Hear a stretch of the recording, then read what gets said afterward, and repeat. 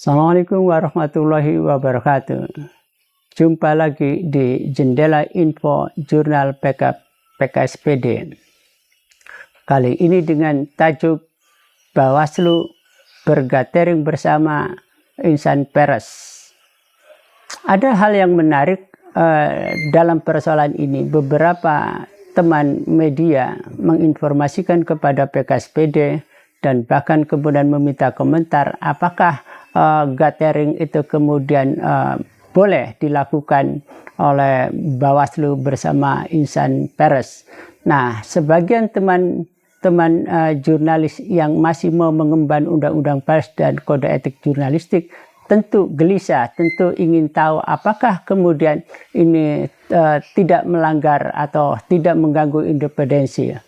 Nah, yang patut kita catat adalah informasi lainnya yang kami dapatkan adalah Bawaslu kemudian sudah merencanakan, bahkan kemudian ada program yang dikenal dengan 28 tenda dengan 95 insan pers yang akan dilibatkan untuk happy-happy.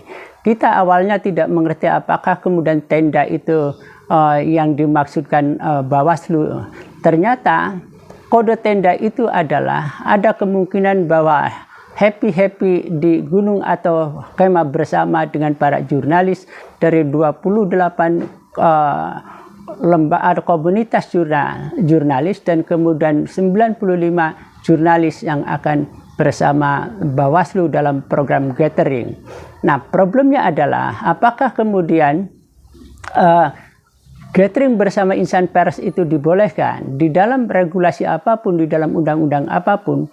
Selama ini Bawaslu tidak ada kaitannya dengan gathering. Jadi tidak dibenarkan kalau kemudian di masa akhir penyelenggaraan Pilbub untuk menghabiskan dana kemudian melakukan program gathering bersama insan pers.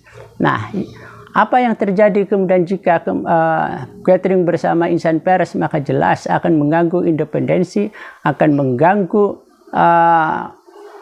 informasi publik yang diberikan. Dan sekali lagi kemudian yang menjadi masalah adalah tidak dibenarkannya program gathering karena itu tidak ada dalam nomenklatur kegiatan Bawaslu. Yang ada adalah kegiatan sosialisasi tentang penyelenggaraan pemilu yang sudah berakhir karena pemilihan bupati kemarin diselenggarakan pada tanggal 27 November 2024. Nah, keterlibatan gathering bersama insan pers ini, kalau kita kemudian mau membaca sebagai simbol dari semiotika bahwa ini sangat cerdik atau menjadi kecerdasan Bawaslu agar para insan pers kemudian tidak lagi mengusik-usik soal penggunaan dana 20 miliar yang diberikan APBD. Karena awalnya ada sebagian jurnalis atau media yang mempersoalkan itu karena tidak mendapat jatah advertorial.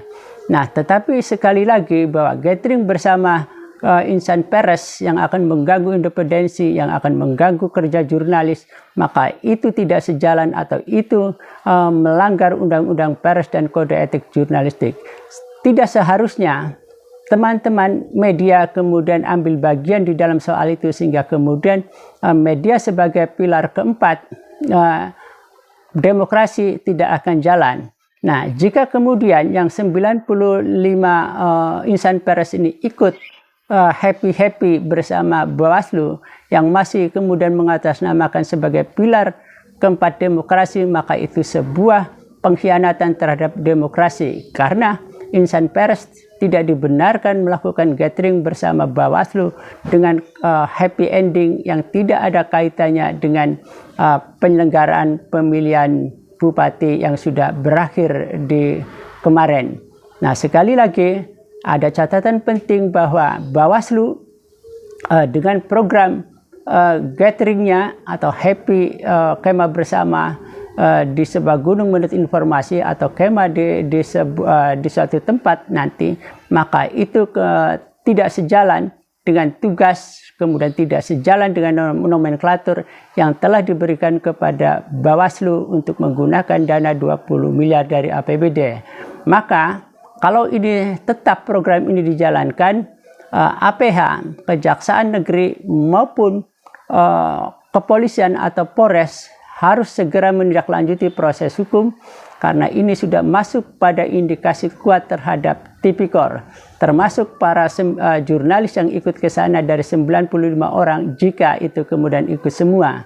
Mudah-mudahan para jurnalis kemudian sadar bahwa gathering itu kemudian tidak sejalan atau kemudian melanggar kode etik, melanggar undang-undang pers karena tugas pers harus sebagai watchdog, sebagai pilar keempat demokrasi untuk mengawal apakah kebijakan atau Bawaslu berjalan pada relnya dalam penggunaan uang APBD 20 miliar.